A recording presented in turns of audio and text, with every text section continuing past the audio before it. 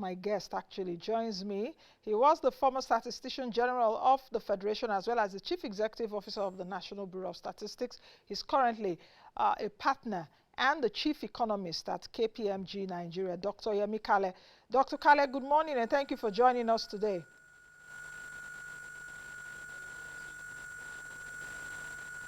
Thank you very much, Doctor. I hope you can hear me. Okay, Doctor, let's quickly move ahead. You know that usually in a transition year, which we are currently in, um, federal government as well as states are, in what they call a lame duck manner. They are in a lame duck position, so to speak. Activities are slower. How crucial do you think this year is?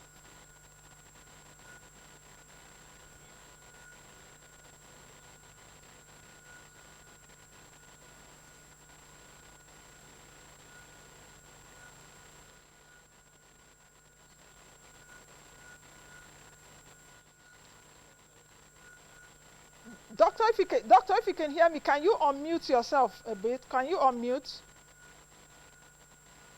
Unmute the Zoom. Hello, Nancy. Can you hear me now? Yes, I can hear you now. Okay. Okay, I so go said ahead. that I'm not sure how much you heard, but I'll just start again. I said that well, in a transition year, things usually slow down because a lot of a few months before that, a lot of energies were devoted towards the election, and after the election, there are people are focusing on winding down, and the new administration is focused, whether at the state or the federal, is focused on settling down. So economic activity typically slows down in a transition year. I don't expect that to be different this year, despite the fact that there's a need, unlike other transition years, for us to kickstart really quickly this time around. But I don't think that's going to be the case. It's not going to be the case. Even if it's improved slightly, I still think that economic activity is going to slow down. Issues with household consumption expenditures still exist. Investments, private sector investments, and also government investment will slow down because, again, the private sector will be playing the wait and see. They want to see who is going to be appointed by the incoming administration, the quality of the ministers and their direction, um, and um, and those kinds of decisions. I believe would result in a slowing down of economic activity. Okay. We have a lot of challenges. What do you think are the frontliner challenges that are before Nigeria's economy now? Well, where do I start? I think we have challenges on every area, whether it's the real sector, whether it's the external sector, whether it's monetary policy, fiscal. There are challenges everywhere. Like I started to explain, household consumption is significantly constrained. We have double digits hyperinflation. I think that the technical term when it goes about 20% with slow, vulnerable growth. And that growth is vulnerable again, largely as a result of the inability of fiscal buffer. We don't actually have fiscal buffer. When your economy is slow and fragile, the risk of a recession or is high, and it's usually your fiscal buffers that you will use to spend your way out of that problem. But we have very very constrained fiscal buffers. We have very high debt. Um, we have very limited ability to generate revenue. I think at last count, I think our revenue to debt is about 80 plus percent.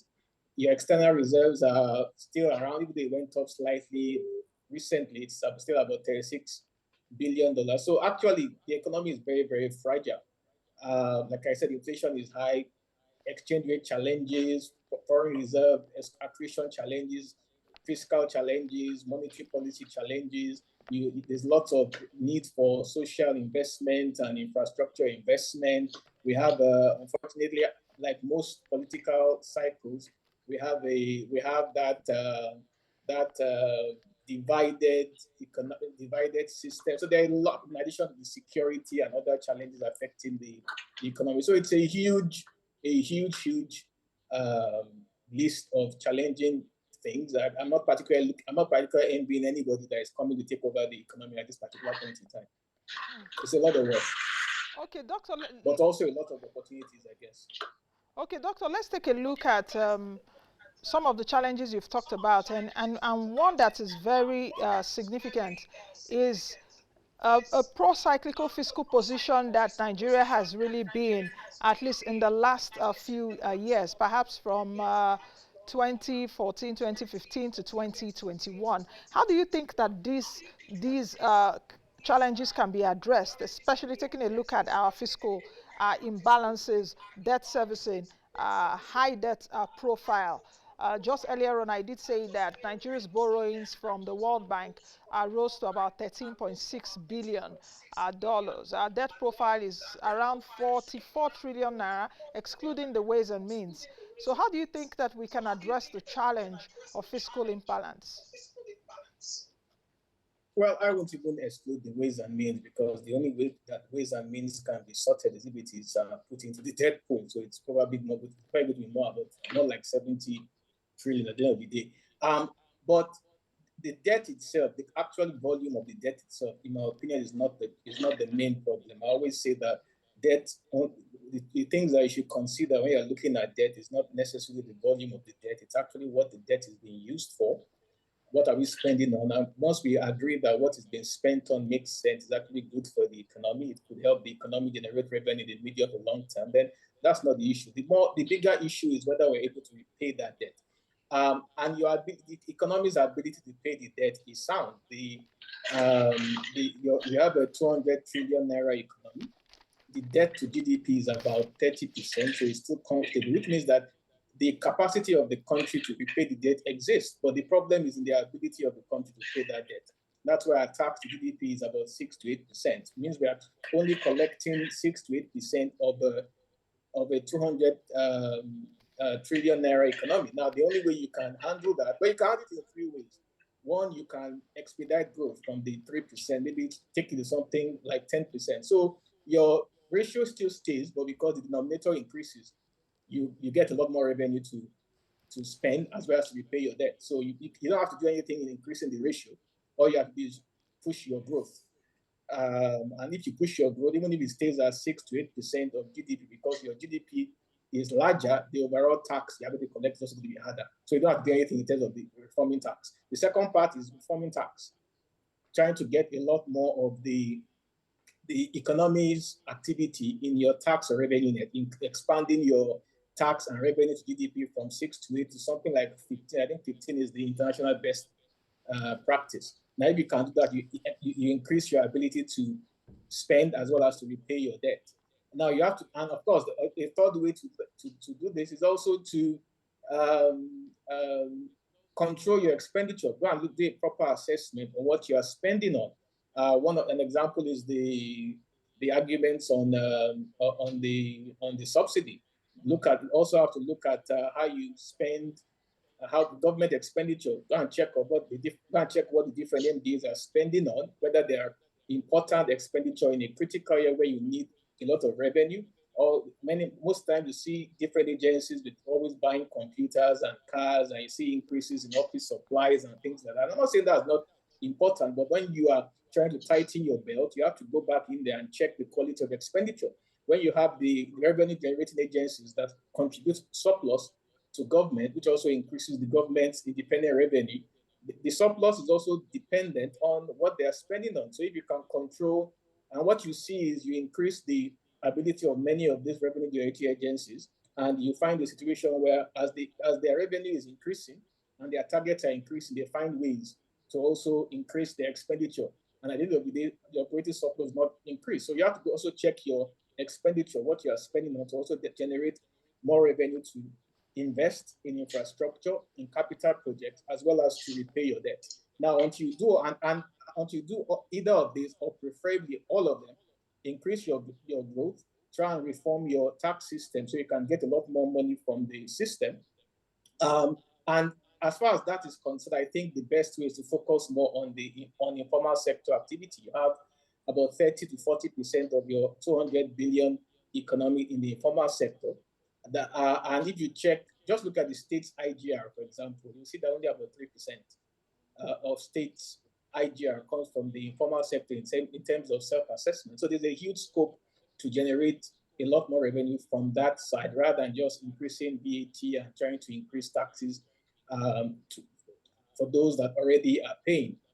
So I think it's a combination of different approaches to help you boost your fiscal buffers, to help you increase your revenue, so as to have a more manageable debt profile and have enough money to also invest, to spend in the economy, which is significantly needed.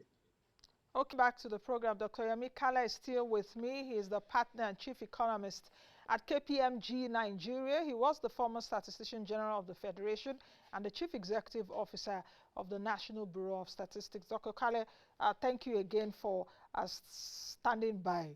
Now, you did talk about the macroeconomic challenges that Nigeria that we really have, and I don't even know where to start because there are so many issues. I did ask earlier on about the fiscal position of Nigeria, but as it is right now, what do you think that we can do to be able to address the joblessness and the unemployment situation in Nigeria? Because many people do not have jobs. Many people, their businesses have closed down, especially even after COVID. They've not been able to get their acts together. What do you think? Well, the only way you create jobs is by expanding economic activity. If you look at the breakdown of the sectoral contribution to jobs, Dr. Kali, if you can hear me, can you unmute your audio?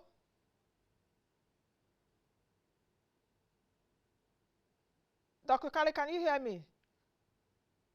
hello now, can you hear Okay, me can now? you hear me? Can you unmute? Can you hear me now? Dr. Kali, can you hear me now? I can hear you. Okay, okay, go ahead, please. I said if you look at the breakdown of the sectoral contribution to jobs, you will find that the sectors that are contributing to the largest share of growth are sectors that are not necessarily significant job creating sectors, and that's so you have to the way to fix jobs is to create enough economic activity, but more important, the economic activity has to be in sectors that are more labor intensive, and that's how you actually can create more jobs. But if you keep creating, if the economy keeps growing as a result of sectors that are more capital or technology intensive and don't create more jobs for people, your economy will keep growing, but your job creation effort will be falling behind. And that's the first point. I think the best way to look at the unemployment crisis in Nigeria is to look at it. I like to use this example of the bathtub, where the tap is the number of entrants into the job market, and the drain is the number of jobs your economy can create. And you have a situation, if you have a situation like we do in Nigeria, where the tap is gushing faster than the ability of the drain to drain out that water, it's going to eventually overflow. And that's what we're having now. So jobs have been created in the economy, but the number of entrants into the job market, which on average is between 3 to 4 million every year, is extremely high. And the economy's ability to absorb 3 to 4 million new entrants every year it's a big problem. So you have to find a way of expanding economic activity significantly in sectors that absorb a lot more labor, that are more labor intensive. And the way to expand economic activity is, first of all, to meet domestic demand as well as to export. Our manufacturing, our production of goods and services in Nigeria is barely able to fulfill the domestic needs, not to mention meet the requirements for export. So I think that is basically, and you have to understand also that when you are producing goods and services, you are producing also to export. And if you are producing to export, you are competing rather with countries across the entire world. So you have to ensure you are providing international global consumers with goods that surpass the alternatives they have across the globe, improving the quality of your services at a better price, um, or providing something that they need but they do not have, or they already have but you can provide at a better service. Once our manufacturing or our production of goods and services adhere to those principles, we'll get greater demand on a global stage, and then we'll be able to produce more domestically. And when we produce more domestically, we will now have to employ more and more people into from the job market. Okay, Dr. Kale, let's take a look at inflation, which I know that when you were at the Bureau of Statistics, You know, we're always getting that data at least monthly. You improved the system, which is still on right now. But I want to take a look at the constitution of Nigeria's inflation basket, especially the CPI household consumption, which I know that the methodology is supposed to be reviewed. And the one that we're using now is 2009. So, with that methodology for household consumption, how true and how realistic is the inflation picture that we're getting in Nigeria concerning CPI, that's Consumer Price Index, 21.91% as at February. In fact, someone sent me a message in February, no, in March, early March, when the February inflation came out. When I did say it here on the show that 21.9% is headline inflation for February, and the person sent me and said, no, inflation in Nigeria is more than 21.19%, is around 40 to 50%. You know, I did not even respond because I didn't know what to respond. But that is actually what some Nigerians think. So how can you just suppose that with the methodology of 2009, which the MBS currently uses? Well, I would first of all say that inflation of 40-50%. I would say that everybody has their own individual inflation rate. And that's because it depends on what I am buying. I have my own individual consumption basket. You have yours. And what I'm buying and what you are buying might not be the same thing. I might be buying things whose prices move a lot faster than yours. So I might, or vice versa. So in my own consumption basket, inflation might be less than 21% because of what I buy now. Let me give you an example. Assuming 80% of my expenditure is more on telecommunications. Telecommunications prices have not increased significantly. So my own inflation basket, inflation probably a lot less than 21% because I'm spending most of my money on telecommunication services. Now, if you are spending more of your money on food, your inflation might be much higher than 21%. But 21% is an aggregate. It's an average of the entire country, all 200 or so million Nigerians' consumption baskets, and it pulls an average. And when you have that situation, it means that inflation is higher than 21 and is lower than 21, but the average on the aggregate is 21%. A lot of people don't understand that when they pick on inflation. But going to your question directly, yes, anytime your methodology is outdated, and the longer it stays outdated, the accuracy of that data becomes more less and less reliable. That is standard fact, and that's why it's always recommended internationally that you update your methodologies depending on which indicator every 2 years, every 3 years, every year, Five every five years. years. In particular, for the consumer price index, it's recommended to be updated every 5 years. So yes, since 2009 and we're in 2023, it is clearly baskets have changed. Telecommunication used to have a very small weight in the 2009 consumption basket. It was less than 1%. We all know that that's not the case today. If you look at the latest consumption expenditure report by NBS for 2019, which is the one that probably be used when it is reversed, you will see that there's a huge change in terms of the weight, in terms of the breakdown between what how households spend. I think items like eating outside the house has jumped up significantly. I think that's one of the largest shares of consumption. Items like transportation has gone up significantly, telecommunication has gone up significantly. So in certain areas, there's a clear distinction between the 2009 weights based on the 2009 consumption expenditure basket compared to the current 2019-2020 household consumption, which the new weights are going to be based on. This is why there was a process, well, like I said, when I was there, that to rebase this. You remember the GDP rebasing. Yeah, The reason I why was we coming had to such a that. huge jump, again, was because we haven't done it for 30 years, and that's why it jumped up so significantly. So the longer it takes for you to review your methodology as it's expected, the more realistic the numbers are, and the longer you take, there can be significant jumps or changes to the eventual result. I expect that there will be some clear changes between the 2009 inflation and 2019 when the process is completed by the National Bureau of Statistics. And it might end up being higher or lower. It just depends. Like I mentioned, telecommunications has a much higher weight, but prices related to telecommunications doesn't go up as much. So it might even end up in less than 21. We don't know this. It's unlikely, but it's also possible. It depends on how the basket changes. The basket is still predominantly food, that has not changed, but within the non-food items, there are lots of significant changes. And even within the food items, the proportion of things like cereals, rice, and so on, as a share of food expenditure has changed. I think it's now dominating compared to 2009 when it was tubers. So again, it depends on what the change is and the level of price changes in those individual components in the food basket. Mm.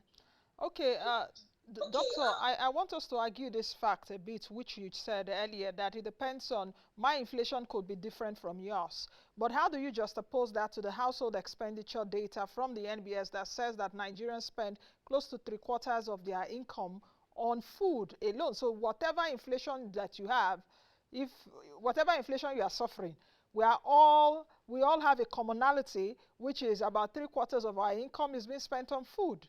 So how do you argue that with what you told me earlier, with what you postulated earlier? Nancy, again, that's an average. Mm-hmm. And you will notice that if you break it down to, if you look at the states, you'll find that some states like Lagos, they actually spend less on food, unlike other states, like particularly in the northern part of the country. Again, so it's the average. So depending on which state you go to, you find that some states like Lagos, it's almost a 50-50 split. And in some particular parts of Lagos, you find that they even spend more on non-food items than food items. But because you're looking at an average, Mm-hmm. uh, development theory will tell you that as people get richer, they tend to spend a smaller proportion of their Oh, income food. on food.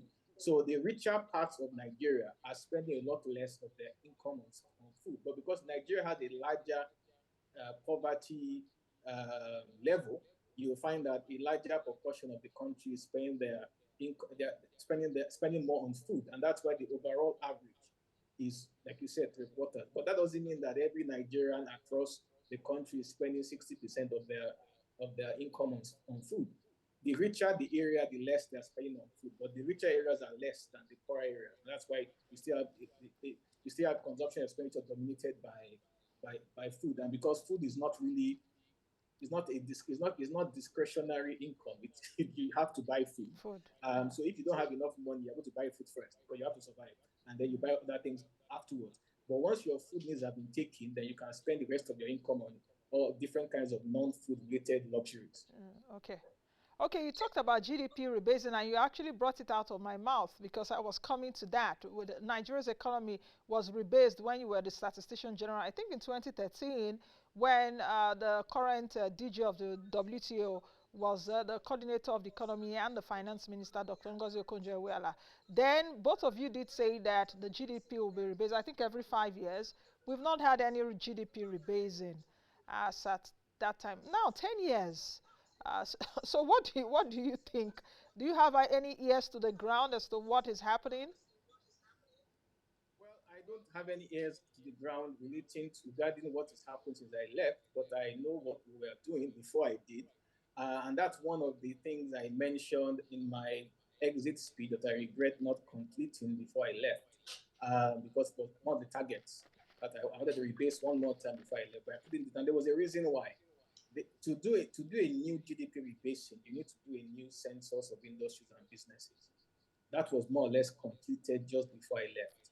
And then you need to do an agricultural census, which, from what I understand, the National Bureau of Statistics is currently working on. Those two have to be completed as a way to get a clearer sectoral breakdown and to capture new economic activities, gambling, and things like that. Now, until you get a new frame for your economic activity for the latest year, you can't rebase. And to do that, you have to do the census of industries and businesses and the census of agriculture. Now, the census of business and industry was completed before I left, but agriculture had not started. And the reason is, again, funding. Those to conduct a census, whether it's a population census or an agriculture census, a business census, costs a lot of money. A business census entails you going to every establishment on every street in every local government across the 36 states of the federation and the FCT. It's not something you do in a few weeks, and it's something that costs a lot of money. And agriculture is the same thing. You have to go to every farmland, every poultry, every fishery across the country and get a clear audit. It's a census, so it costs lots of money. And the reason why we could not complete it is because there was a delay in getting the funding for the business census, and there was a delay in getting the funding um, for the agricultural census. There are three things. First of all, the consumption expenditure pattern that was completed. Then the business census has to be completed. Then the agricultural census has to be completed. All those three things are prerequisites for you Okay. to rebase your economy. And so I think that the NBS is currently doing the agricultural census. I understand, and I believe that once that is done, the conditions to complete this to complete the next rebasing would be completed. Okay, Doctor, just we have about 2 minutes or 3 minutes to go. I can't leave you without asking you what you think about the fuel subsidy removal, because I see that that is taking a front line page in most dailies now, and people, even Labour, is discussing it. What do you think should be the cost benefit analysis? A lot of people are saying let's remove it so that the economy will be better. Some other people are saying no, don't remove it, that it will push inflation, Nigerians will suffer more. What do you think about that? Now, let me put a caveat. Do you think that the fuel subsidy regime has been adequately investigated, is adequately transparent? Because when it comes to even the consumption of fuel in Nigeria, we really do not know how much or how many liters we consume. I remember from the Desiani days, it was about 30 million liters, 33 million. It grew to about 50, 60, now about 63 or so. We do not know how many liters we do consume, though NNPC has come out to say, I think about 60 or so. There was a time that customs uh, uh, denied that. There was a time that customs did say, no, that is not true. What do you think also about the transparent management system of the process, before we begin to talk about whether we are doing fuel subsidy in a very good manner or it should be removed? Well, Nancy, I think you answered your own question. When you have question marks, we do not know this, we are not sure how many, that already suggests the definition of transparency is openness. And if you have question marks of any kind around that something, then clearly it's not transparent. I think that's straightforward. So I think those doubts already exist. And at my time at the NBS, what we use is number of trucks and the amount of liters of fuel they are taking around the country. That is not the best way to to determine consumption of PMS, because if you check the breakdown, you see that most of the trucks and most of the supply is usually to border towns, which suggests that maybe a lot of this fuel is even finding its way to neighboring countries, and that those consumption of Nigerians cannot be equated to number of trucks carrying X number of liters across the country. Um, I think I don't think it's once there's a transparency issue and you are not able to even decode what Nigerians need, and it's costing you a huge amount of money, such that it is bigger than your combined budget for health, education, infrastructure. I don't think the question should even be, is it even being done transparently or not? At this point, I think we have gotten to a stage where even if it was being done transparently, even if the total amount of money that have been spent, increasing amount of money that have been spent on subsidy is correct, it has got to a point where the countries can simply not pay for it, and it's not. I don't think it's we should be having this qualitative conversation. Oh, it's going to do Okay. this. Oh, it's, the benefits are this. I think it should be quantitative. Let's look at all the benefits, quantitative and qualitative, and all the costs, and then we decide. And when you've done that, this is the number of people that are going to suffer from taking it off. This is the level of poverty that's going to be increased, for example. This is the level of inflation. Then you look at whether the benefits are going to outweigh the cost and Okay. how you can use those benefits to minimize the impact of the cost. I think Okay. that's what we should be having a conversation on. Well, okay, doctor, I think we'll continue this conversation on another day. Thank you very much for joining me today. I'll talk to you soon. Have a good Thank you, week. Nancy. And you too. All right, I've been speaking with Dr. Yemi Kale, who is a partner and the chief economist at KPMG Nigeria. He was the Statistician General of the Federation, as well as the chief executive officer of the MBS. That's the much we can take on today's edition of the program. Thank you all for joining us. I am Nancy Naji. Be the best you can be. Be the change that you want to see. Bye now.